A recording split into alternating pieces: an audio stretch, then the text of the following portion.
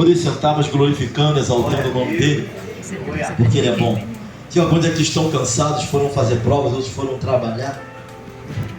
Mas nos dá sua atenção nesse momento, um pouco da sua atenção. Não seria o pastor Claudemir que estaria pregando aqui. Eu nem tenho muita condição de estar pregando aqui hoje.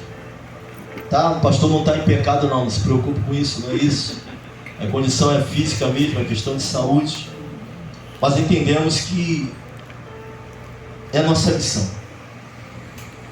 Nós estamos vendo aqui o relato de Deus no 6º dia, criando o homem. Nós falamos muito aqui de alguns homens de Deus, como Jacó, como Davi. Porque ser homem de verdade, não valentão, não homem que briga, não homem que parte para a batalha, mas homem com propósito. Mas agora eu quero falar do homem, e do homem de forma genérica. Não só do homem macho, mas do homem também fêmea. Nós vamos aqui usar o termo para os dois. Mas antes nós precisamos entender por que foi escrito o livro de Gênesis, o livro dos princípios. Sabe, o livro que dá base para toda a narrativa do Antigo Testamento e também do Novo Testamento. Esse livro aqui ele foi escrito por Moisés, tá? Ao longo de mais ou menos 40 anos ali o povo andou no deserto. Moisés foi escrevendo ali o livro de Gênesis. Tá? O povo precisava, antes de entrar na terra prometida, entender quem eles eram. Sabe, de onde eles vieram, qual era a sua missão. Qual era o Deus que eles estavam servindo, o Deus ao qual os chamou. Até porque aquela terra onde eles entrariam ali e tomariam como terra que emana leite e mel, era uma terra de muitos deuses, era uma terra de muita idolatria, era uma terra de muitos sacrifícios ali naquele lugar. Então houve a necessidade de Deus preparar e mostrar quem ele era. Quem era o Deus verdadeiro, sabe? Deus ele precisava ampliar a visão daquele povo, precisava ampliar a teologia daquele povo. Sabe, eles sabiam que Deus era o Deus dele, da promessa, mas quem era Deus de fato? Deus queria mexer na cosmovisão daquele povo. Pastor, o que é cosmovisão? É a forma como eu vejo o mundo, é a maneira como eu enxergo as coisas, é até mesmo como eu me enxergo dentro desse mundo, que eu sou, para onde eu vou e por que eu devo fazer isso, eu devo fazer aquilo. Deus queria mostrar para o povo a forma que eles deveriam viver no meio daquele povo. Deveriam tirar o povo dali, mas não se misturar, entender o Deus que eles serviam. Houve essa necessidade. No versículo 1 e no versículo 2, Moisés vai mostrar que a terra não é infinita, que a terra é finita, que a terra não é eterna. Ou seja, ela foi criada em um determinado período de tempo. Vai falar que o Espírito de Deus se movia ali sobre as águas. No princípio não havia nada, a terra era sem forma, era vazia.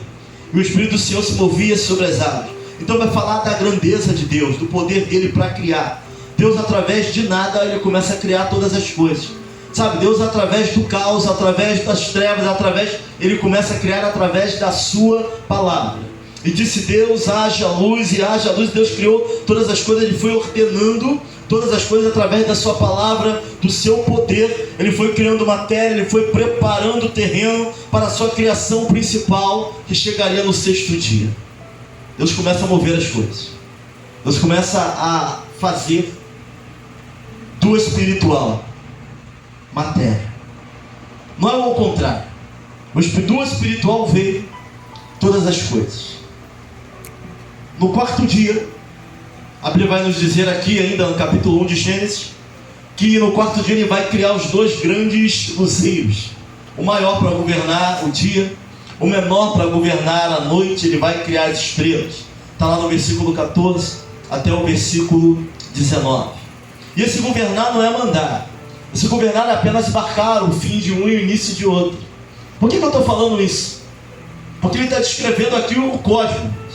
Quando ele forma as estrelas, sabe, os dois luzeiros, o sol, a lua, as estrelas, ele não está criando apenas aquilo, sistema que nós conhecemos, mas através da sua palavra. E alguns vão dizer que existem vários outros sistemas. Nós conhecemos o sistema solar, mas existem outros sistemas. Ele vai criar todo o cosmos nesse momento.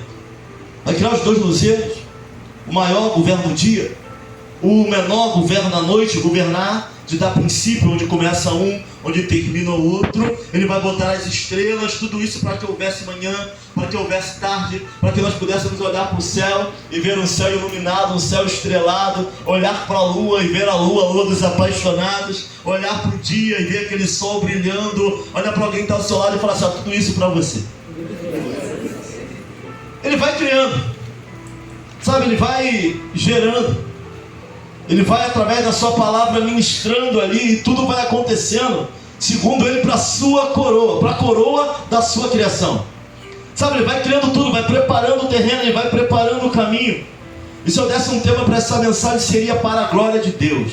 Pinta comigo, para a glória de Deus. Então ele vai criando os luzeiros, ele vai criando o sol, ele vai criar a lua, ele vai criar as estrelas. Já deu ordem ao mar para que ele recue, o mar não pode avançar sem que ele mande que avance. Agora ele vai começar a colocar as criaturas vivas sobre a terra. Tá, e aqui é interessante que na narrativa de Moisés estava lá. Mas quem escreve o Pentateuco? Como? Como, irmão? Moisés ele vai aparecer no período de tempo dentro da história, mas ele está narrando algo de antes dele existir. Sabe, na narração de Moisés ele está colocando um Deus atemporal, um Deus que existe antes do tempo, um Deus que existe antes da palavra tempo existir. Ele já existia. Ele não é eterno daqui para frente, ele é eterno daqui para trás e daqui para frente. A terra não, ela existe em um determinado período de tempo, mas Deus não. Sabe, ele vem narrando algo que dentro da narrativa e da expectativa dele, de repente vai faltar muita coisa. Sabe, a ciência vai falar outra coisa, mas dentro da expectativa daquele homem simples, dentro da visão que Deus vai dando, ele vai narrando a criação do mundo. Sol, lua. E alguns adoravam. O detalhe, ele não vai dar nem nome, ele vai falar o luzeiro maior, porque se adorava o Deus Ra no Egito. Então ele não vai nem dar nome. Vai falar, alguém adorava também a deusa lua no Egito. Ele não vai dar nome, ele só vai falar o luzeiro maior para governar o dia, o menor para governar a noite, para falar para eles assim, ó, a lua e o sol são apenas criação de Deus, mais nada. Não são para ser adorados, nem as estrelas.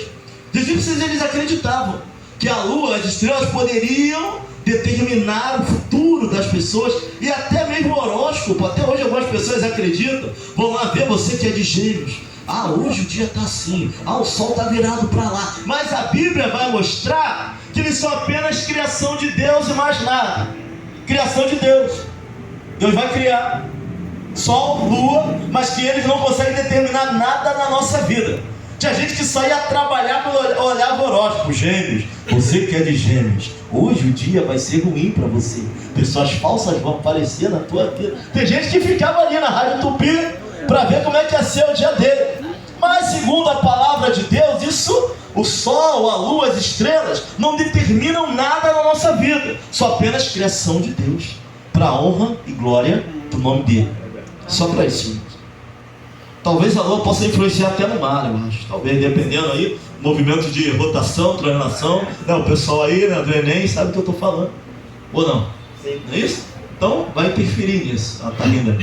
Vai interferir no mar, no nível, nas ondas. Mas na nossa vida, diretamente, não.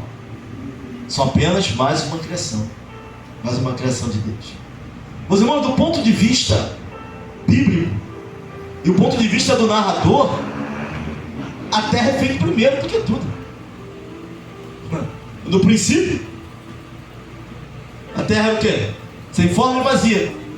Havia trevas, a terra é o centro do universo, do cosmos. Ponto de vista bíblico. Se tem alguém aqui estudando, aqui, enfim, ponto de vista bíblico. E o ponto de vista bíblico vai dar o ponto de vista do narrador. Ele está vendo a partir da criação, a partir da terra. Então, do ponto de vista bíblico, a terra é o centro de todo o universo. Porque depois é criado os luzeiros em volta da terra. Ponto de vista bíblico. Tem algum astrônomo aqui, não sei, mas do ponto de vista bíblico, daquele que está narrando a história, que está tendo a visão. Eu creio que foi através de uma visão. Tem como isso, ele não estava lá. E Deus, ele compartilha isso com ele para que o povo entendesse de onde veio, quem foi que criou todas as coisas, para que eles nasceram, para que eles estavam, por que estamos nesse mundo, para que estamos passando aqui. Então ele vai mostrar isso para ele. No quinto dia ele vai criar os seres vivos aquáticos. Você pode ler lá, vai dizer, e houve manhã e tarde no quinto dia, ave dos céus. Vai criar aqueles que vivem nas águas. E a visão é simplória ali de quem está vendo, né? Ele vai dar ali alguns relatos, e é claro que as espécies elas conseguem se adaptar, mas quem é peixe ainda é peixe, tá? Quem é ave ainda é ave, quem é animal ainda é animal, né? Tem aí o evolucionismo, não é isso? Que vai falar que o homem veio do mar. Não, bicho é bicho e gente é gente. A visão bíblica não dá espaço para isso, né? Nós criamos no criativismo, Deus criou todas as coisas. Não no evolucionismo, não. Bicho é bicho, gente é gente. Quinto dia ele vai criar ali os seres vivos. Ou melhor, os vivos, aquáticos, as aves, enfim. No sexto dia, aí Deus começa com os animais terrestres, assim como as plantas, os animais domésticos. E aí vai falar de alguns, até nos mares mesmo, de algumas bestas, de alguns animais grandes. E aí tem aí dentro da mitologia, né? Vai falar daquele demônio que está lá, qual é o nome dele? Leviatã. Irmão, não vai explicar, mas nós entendemos que se é algo criado dessa forma, está andando segundo a natureza daquilo que Deus quer, porque ainda não nos incomodou em nada. Se foi criado algo dessa forma, está quieto lá onde ele tem que estar. E Deus está no controle de todas as coisas. E aqui tem algumas teologias sobre isso aqui, até em outras religiões, não é isso? Vai se levantar e vai brigar, não sei com quem, é uma briga constante, enfim. Mas Deus vai criar aqui, e na explicação aqui de quem está narrando, né, ele não tem palavras para explicar isso dentro da narrativa. Talvez não fosse para que o homem soubesse. Talvez não fosse. Lá em Manaus, irmãos, tem peixe dentro daquele rio ali esquisito. Cada peixe grande ali que a pessoa nem viu. Ou seja, ali em Manaus, tu imagina no fundo do oceano. Como não é? Mas Deus criou todas as coisas. No sexto dia ele vai começar a criar os animais terrestres. Assim vai criar as plantas, os animais domésticos, animais que rastejam pelo chão, entendendo que essa é a narrativa de um homem, Moisés, de um homem muito simples, diante de uma criação tão gloriosa. E ele está ali. Mas aí no sexto dia ainda vem o clímax da criação. Vem a sua coroa da criação. Talvez a criação que vai ser diferenciada de todas as outras criações. Vai dizer que agora Deus vai criar um ser totalmente diferente. Tudo aquilo que ele criou, tudo aquilo que ele já havia criado, agora no sexto dia ainda ele vai criar esse ser. Agora pela primeira vez a expressão façamos vai aparecer. Em toda a criação, e disse Deus haja, e disse Deus haja, e disse Deus haja. E é interessante que o Evangelho de João vai dizer que no princípio era o Verbo, e o Verbo era Deus, e o Verbo estava com Deus, e todas as coisas foram feitas por ele, e sem nada do que foi feito se fez. E quem é o Verbo que se fez carne? Quem é? Quem é o Verbo que foi usado no início da criação, que estava com ele, tudo foi feito por ele. E qual é a palavra? Jesus. Eu estava ali. Essa pessoa não aparece na narrativa de Gênesis, mas pela primeira vez vai aparecer o termo façamos o homem. Pela primeira vez o plural, façamos. E esse verbo é um verbo de realeza, né? Era usado para as pessoas também quando era, não, nós faremos, ele que vai fazer, entendeu? Mas é a realeza, ele é tão real, ele é tão que façamos, no plural. E o verbo vai aparecer aqui, o verbo façamos. Vamos colocar algumas teologias que vai dizer o que? Não, Deus estava conversando com os anjos. Não, mas o anjo não fez nada, irmãos. O anjo não fez nada. Façamos o homem a nossa imagem e semelhança. Pela primeira vez aqui vai ser indicado a pluralidade do ser de Deus. O que é isso, pastor? Pluralidade do ser de Deus. Sabe, um Deus, mas que dentro do teu ser, do seu ser dele, tinha mais de uma pessoa. E agora eles vão nomear a pessoa do Espírito de Deus. Vai aparecer aqui na história, o Espírito de Deus movia-se. É uma das pessoas que vai ser nomeada aqui. O Deus que está falando, mas está faltando mais uma pessoa que ao longo da história ela vai aparecer. Ele não narra tudo aqui na narrativa de Gênesis, mas está faltando uma pessoa, e não está na ordem de primeira, segunda ou terceira aqui, mas o Espírito já está sendo nomeado.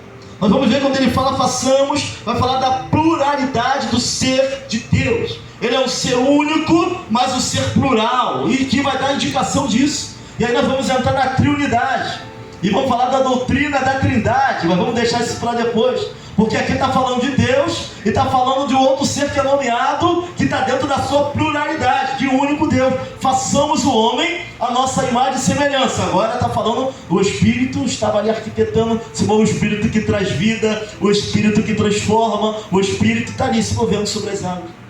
Façamos o homem Ele já está arquitetando a nossa imagem e semelhança. Mais de uma pessoa estava ali. Vai falar da pluralidade do ser de Cristo. Mas e como imagem e semelhança se Deus não tem corpo, irmãos? Pastor, mas Jesus veio à terra e o Deus que eu conheço é Emanuel, Deus conosco, mas aqui ele ainda não tinha vindo. Ele já está falando, façamos o homem a nossa imagem e semelhança. Em que sentido? O homem poderia ser imagem e semelhança de Deus. De toda a criatura, de tudo aquilo que foi feito, agora vem algo diferente. Façamos o homem a nossa imagem e semelhança. Porque o homem foi criado com características morais, espirituais, que refletem o ser e o caráter de Deus.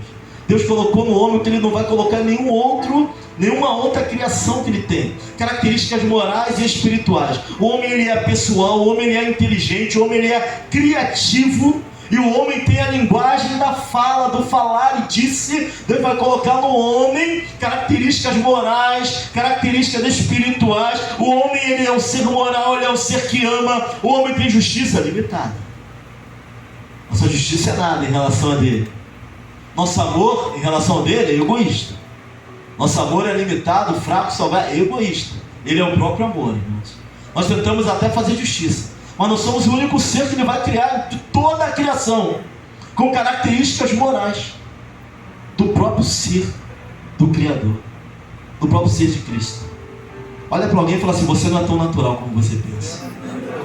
É o único ser que ele vai botar em toda a criação que tem a característica dele, morais, espirituais, que refletem o caráter dele. Sou eu e você. Entre tudo que ele criou, ele vai nos colocar coroa da sua criação. Sabe, imagem e semelhança não significa igualzinho. Deus ainda tem características que ele não nos confiou. Onipresença, onipotência e onisciência é o que faz ele ser Deus. Mas ninguém tem.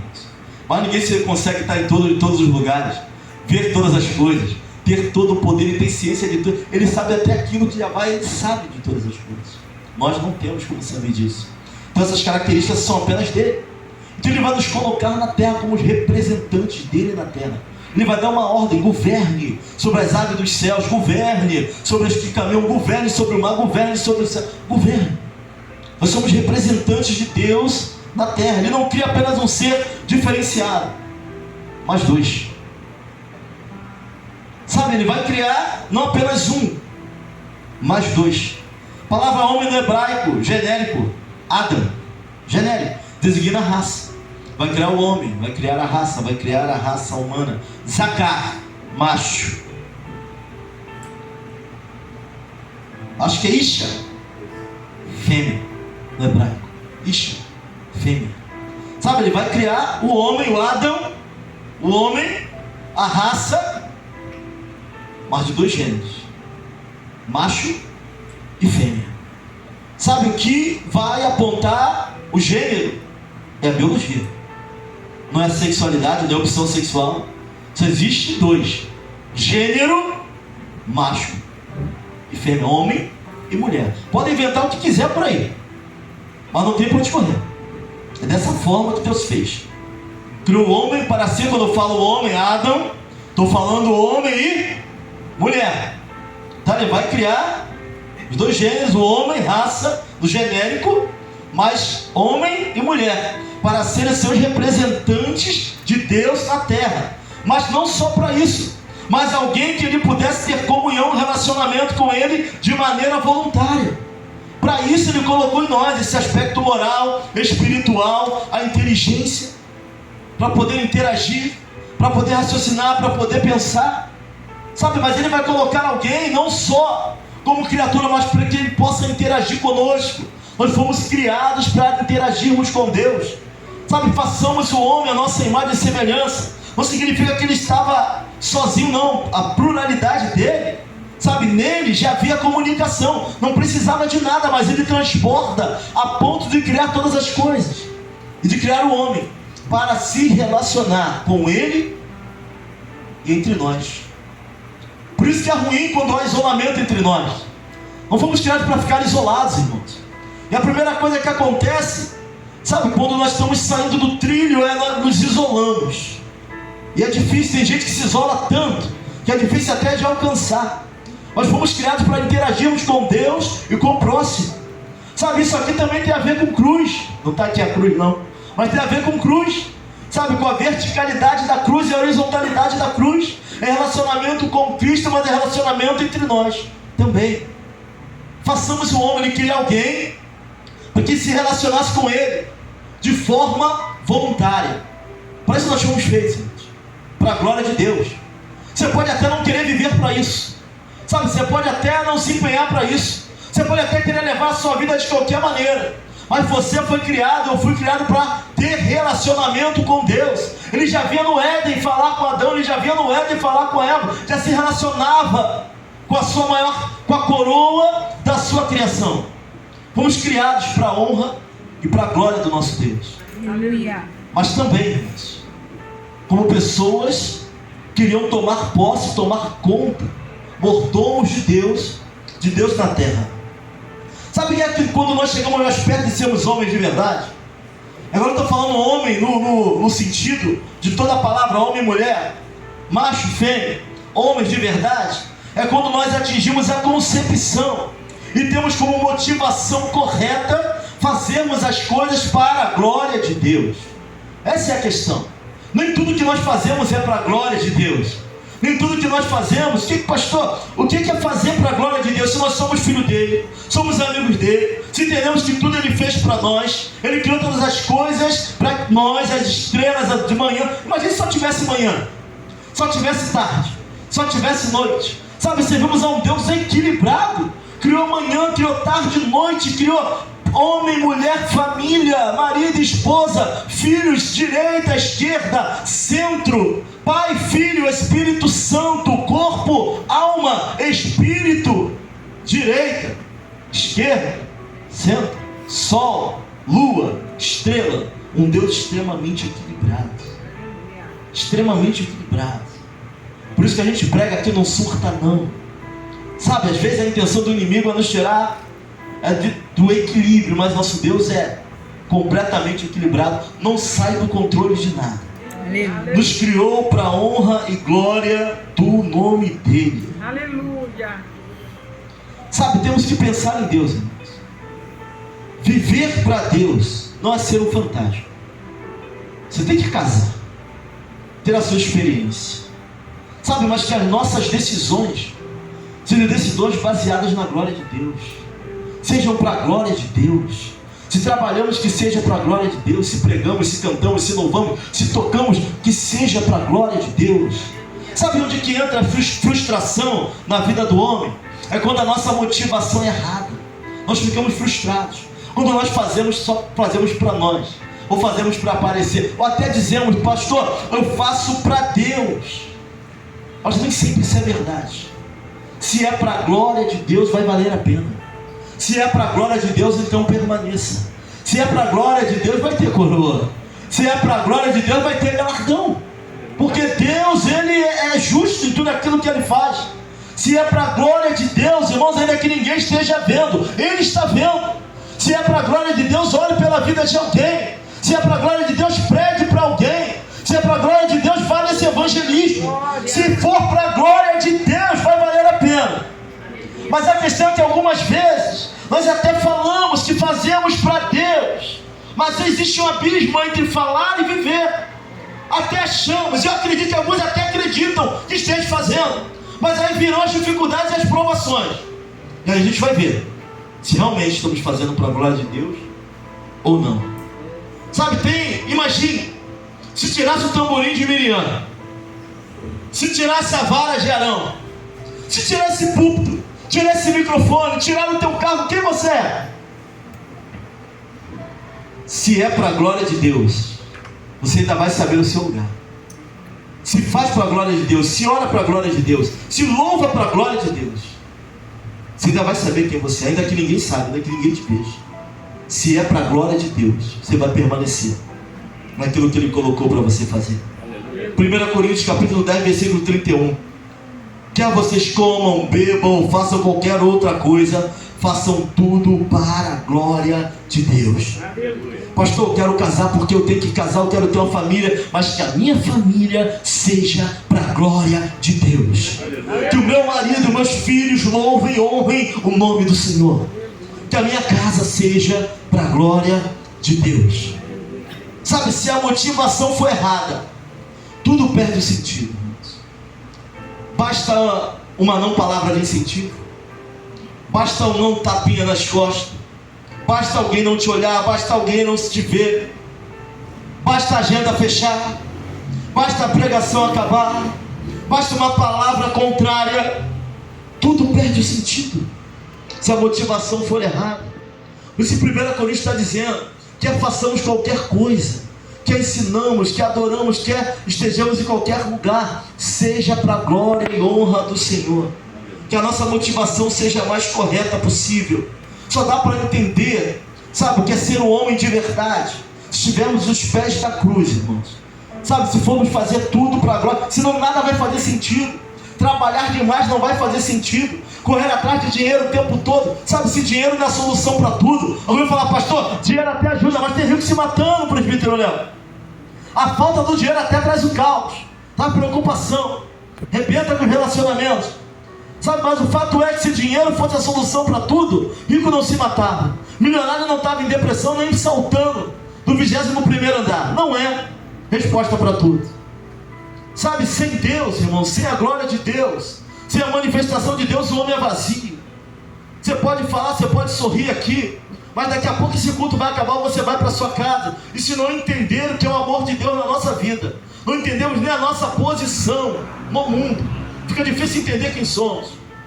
Alguém falou sobre orfandade, a irmã Nília falou que ele é o pai.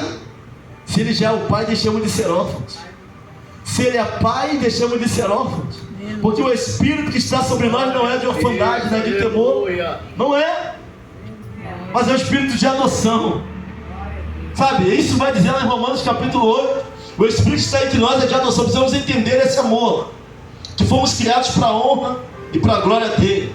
Sabe, se pregar é para a glória do Senhor, se canta seja para a glória do Senhor, se dança seja para a glória do Senhor, permanece, faz, vai valer a pena, se for para a glória do Senhor, se o incentivo for correto, se a motivação for correta, se é para a glória do Senhor, as coisas vão se ajustar. Agora só não queira essa glória para você. Essa glória é pesada demais para mim e para você. Só existe um que pode levar essa glória. E o homem cai quando ele quer a glória que não é dele, não pode ser dele, ele não pode suportar aquilo que é de Deus. A glória é do Senhor. Pesada demais, impossível qualquer homem carregar. Quando eu olho para Davi, lá em 1 Crônicas capítulo 17, ele foi muito citado aqui nesse seminário, o rei Davi. E olha que nós vamos ver o adultério de Davi, isso marca Davi, mas não tira Davi como homem segundo o coração de Deus. Interessante que era um homem, irmãos, quebrantado a esse ponto. A questão não é a perfeição. Pastor, ser homem de verdade é ser perfeito? Ser homem e mulher, não, a gente vai errar. Sabe, a gente vai meter os pés pelas mãos, os sentimentos vão falar mais do que deveria. Não é, mas é como eu me retrato, como eu vou para Deus, sabe? Como eu abro a minha mente, como eu vou salmodiar. Não salmos de Davi. Alguns vão dizer assim: pastor, a forma que a mulher adora, a mulher dá mais liberdade. Eu quero ver a mulher escrever algo semelhante a Davi. Pode pegar a maior escritora hoje. Não estou aqui colocando desafio entre homem e mulher, mas para ver o nível de quebrantamento do coração daquele homem, mesmo errando muito, ele se voltava para Deus, sabe? Salmo 51, não afaste de mim o teu espírito, não me lance fora da tua presença. Não tinha medo de fariseu, jebuseu, saduceu, tudo que acaba com eu, nada disso Davi temia. Mas ele sabia que sem a presença de Deus, sem a glória de Deus sobre a vida dele, ele não era ninguém. 1 Crônicas capítulo 17, Davi é amarrado de edificar o templo. Sabe, Davi, ele acorda ele querendo edificar um templo ao Senhor. Ele vai falar para o profeta: o que você acha? O profeta, tem hora que o profeta fala dele, e tem hora que o profeta fala de Deus. O profeta vai falar assim: não, tudo bem, para mim, em outras palavras. E aí quando o profeta está andando, na mesma noite vem o Espírito sobre ele, fala para Davi que ele não vai construir nada. Aí ele vai falar para Davi: eu te tirei de trás das malhadas, vai colocar Davi no lugar dele, olha, eu sou Deus, tu não vai construir templo para mim. 1 Crônicas capítulo 22, do 8 ao 10, ele vai falar para Davi: tu não vai construir, mas o teu filho vai. Olha só, ele vai tirar de Davi o desejo, não vai deixar Davi fazer. Davi vai falar que era um homem de guerra, que era um homem com as mãos manchadas de sangue, mas Salomão vai fazer o templo. Você não vai, mas Salomão, teu filho, vai fazer. 1 Crônicas capítulo 28, Davi, ele prepara tudo, irmãos. Quem é que é barrado de estar num lugar e prepara o lugar para outro entrar? Quem faz isso? Você está entendendo aqui? Deus vai falar para Davi: Davi, olha, você não vai fazer não. Quem vai fazer é teu filho Salomão. Aí ele vai preparar tudo: a madeira, o ouro, o mármore. Sabe, Davi vai fazer uma campanha. Davi vai, a planta do templo, ele vai preparar. No capítulo 28, ele vai entregar a planta para Salomão. Tipo assim, ó, Deus não me deixou fazer, mas o meu filho vai fazer. Sabe, não é porque eu não vou fazer que eu também não vou participar. Não é porque o meu nome não vai sair que eu não vou estar. Sabe, se é para a glória de Deus, vale a pena fazer. Mesmo você não estando na primeira fila, vale a pena fazer. Mesmo o teu nome não sendo citado, vale a pena fazer. Não é para a glória de Deus? É para a glória de Deus. Pastor, eu faço para Deus, então a gente não precisa de placa. Se é para Deus, eu não preciso de placa. Ele está vendo, ele sabe que eu sou. Sabe, Davi, ele vai fazer algo que é difícil alguém fazer. Ele poderia desanimar no meio do caminho, mas ele vai preparar tudo, ele vai fazer uma campanha, porque ama a casa do Senhor. Vai fazer uma campanha lá e vai deixar tudo pronto para o filho dele fazer. Já pensou em falar para mim: olha, tu não vai continuar essa obra não, não é para você fazer, não quero, mas o teu filho vai continuar. E você continua ali abrindo porta, continua arrumando a igreja, continua colocando banco, porque não é para minha glória, é para a glória dele. Dele. Sabe, a motivação errada faz frustração. Se louva é para Deus. Já pensou você preparar uma mensagem, chegar aqui à noite e falar: olha, Deus falou no meu coração, quem vai pregar sou eu, não é você. Você ficou sábado e domingo, sexta, sábado, preparando aquela mensagem. E aí vai falar o quê? Vai esperar o próximo. Não é para a glória de Deus? Se preparou, guarda. No momento certo ele vai te usar, não é para a glória de Deus? Sabe, isso traz maturidade, crescimento.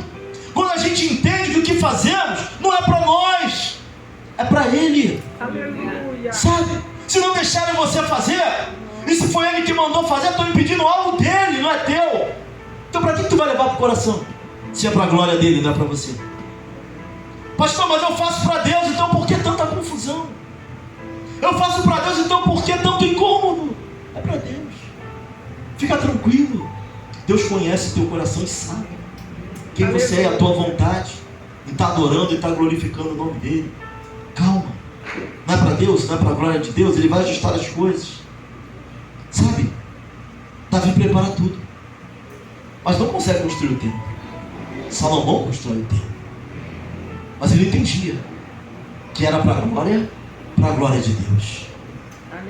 1 Pedro 5, 4 fala da coroa da glória. É isso que eu estava falando. Tiago 1, 2 fala da coroa da vida. 2 Timóteo 4,8 fala da coroa da justiça. 3 coroas vão aparecer na Bíblia. Paulo vai dizer que já estava sendo entregue por libação, tinha combatido o bom combate, encerrado a carreira, guardado a fé. Vamos olhar a trajetória de Paulo. Houve resistência, queriam matar Paulo. Paulo vai entregar alguém na mão de Satanás, vai orar lá, vai falar que ele fez muito mal para a vida dele. Você vai ver as guerras da vida de Paulo. Ele vai falar que agora já é esperado a coroa da justiça. Nós vamos ver pelo menos 3 coroas na palavra. Isso é interessante, né? Coroa da glória, coroa de glória, coroa da vida e coroa da justiça.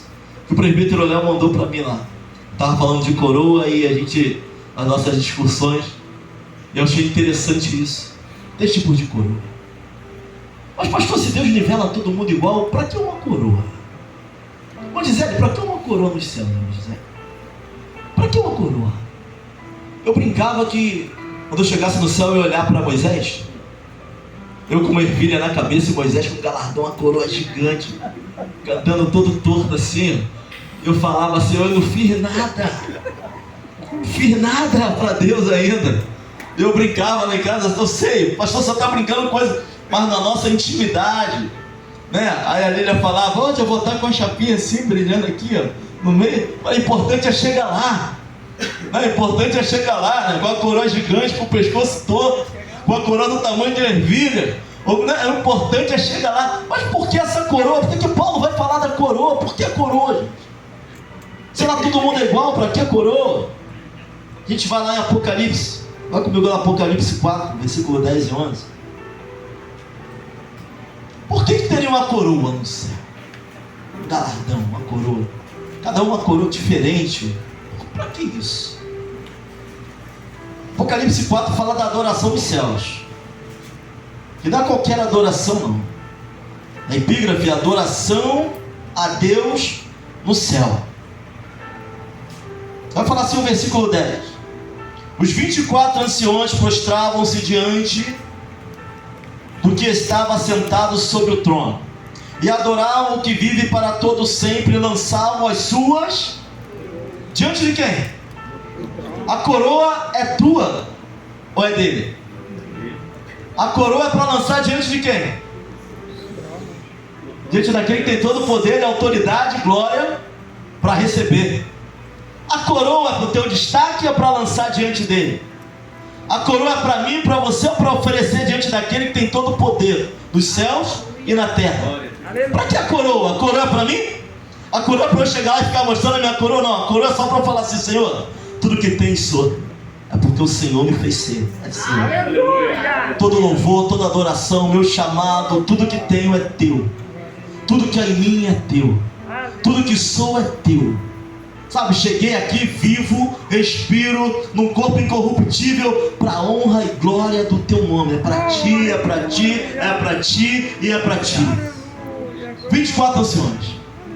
Isso é verdade aqui o que eu vou falar? Alguma teologia vai apontar para isso? Antigo Testamento vai falar de 12 tribos. Novo Testamento vai falar de 12 o quê? Apóstolos. 12 mais 12, 24. Todos alcançados no Antigo e no Novo Testamento. Todos alcançados na história da humanidade por Deus, os 24 anciões. Santo, santo, santo. Pegando a nossa coroa, pegando o nosso galardão e colocando diante daquele que nos fez chegar lá. Aleluia. O caminho vivo, Jesus. Sabe, nós somos coroas, a coroa da sua criação. Criados para a honra e para a glória do seu nome. Só dá para atingir o termo de verdade se estivermos debaixo dos seus propósitos. Fora do propósito do Senhor, não tem como ser homem de verdade. Homem de verdade é aquele que vai ser o que foi criado para ser. Tu pode até viver o que tu quer da forma que tu quiser. Ser homem de verdade é aguentar o não de Deus. Você sabe que o não é para a glória de Deus na tua vida?